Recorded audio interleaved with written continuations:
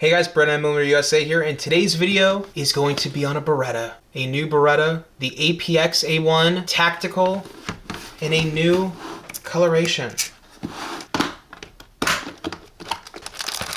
Flat Dark My Earth. Absolutely love the coyote brown coloration type stuff like the Glock 19X or the OG Flat Dark Earth frame Glocks from like 2011. If you guys remember the inception of the channel, that was one of my first pistols actually, or my second pistol, the Glock 17 Flat Dark Earth. Anyway, again, so the Beretta APXA1 Tactical has that two-tone style look with the black small parts, black backstrap, black magazine release, black ambi slide release, so you can see you can lock back your slide right there, right here, or drop it. Threaded barrel, be able to mount a can on it if you'd like, and you do have suppressor height sights to back that up. So again, the perfect suppressor host if you do have a can or are planning on buying a suppressor at some point. Hopefully with the way that things are right now, hopefully we'll get something passed. Not really get very political here very often, but I remember the old Hearing Protection Act, and I really wish that had gone through at the time back in, I think 2016 was when that was. So again, hopefully we get something new going now. It'd be nice to get our hands on some cans more easily, kind of like Switzerland if I remember right, where it's not as regulated as it is currently. The pistol comes with 3 21 round magazines. So you can see that in the box here. You got your 2 spares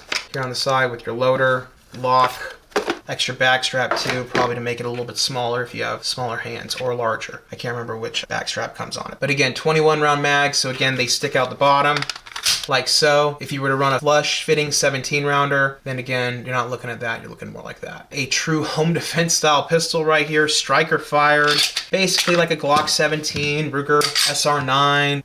You got that pretty spongy plastic trigger with your striker trigger safety right there. Little dingus in the middle of the trigger that needs to be pressed from the center to get it to move up and out of the way. You can see it behind the trigger there, moving up and out of the way, the safety. Or if you press on the side of it without pressing the middle of the trigger, then it'll press against the frame and not go off. Little safety has to be pressed, and then you got activation. APX trigger ain't bad, guys. For a polymer frame pistol, that ain't bad at all. That actually feels pretty good, and it's a nice wide trigger. You have a larger surface area compared to a Glock on that trigger. You'll be able to enjoy that trigger. That's nice. It's actually really nice. Pretty impressive.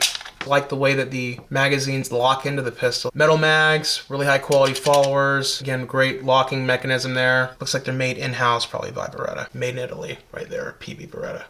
21 round mags. Love the stippling on the frame. Great texturing on this in all the areas. Straight trigger finger. Hitting some texturing right here with your support hand as you're shooting. Whichever way you shoot, lefty or righty, of course.